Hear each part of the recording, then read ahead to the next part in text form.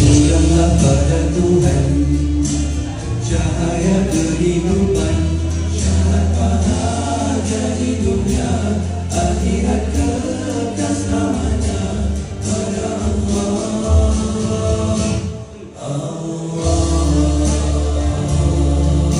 Sudah menjadi lumrah kehidupan di dunia, cabaran dan dugaan mendewasakan usia, rintangan dilalui, tambah pengalaman diri, sudah sunnah ketetapan ilahi.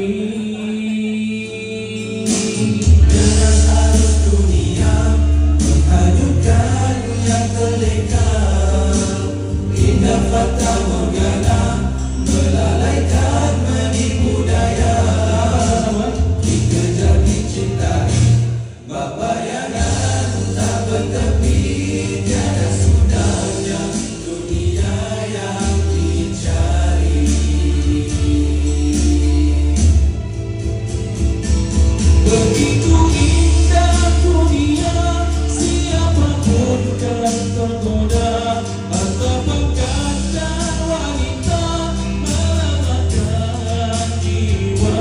Tanpa iman dalam hati, kita akan dikuasai syaitan nafsu dalam diri, musuh yang tersembunyi. Pulanglah kepada Tuhan, cahaya kehidupan, keimanan, ketakwaan kepadanya senjata utama.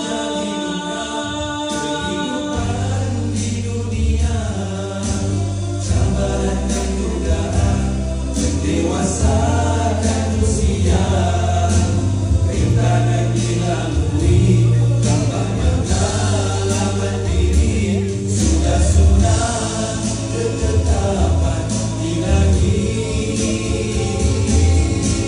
Deras arus dunia menghanyutkan yang terleka, indah fata morgana melalaikan menipu daya.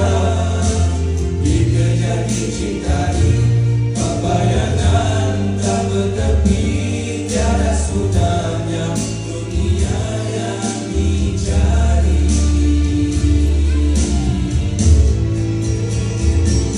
Begitu indah dunia, siapapun kan tergoda, harta pangkat dan wanita melelahkan jiwa.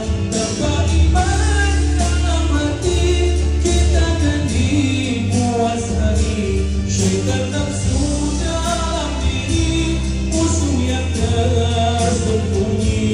Pulanglah kepada Tuhan, cahaya kehidupan, keimanan, ketakwaan kepadanya senjata utama.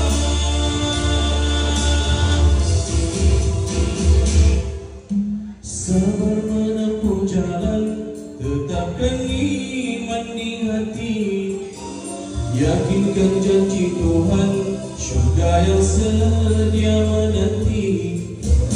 Imanlah penyelamat, dunia penuh mencoba, hidup akhirat kita kekal bahagia.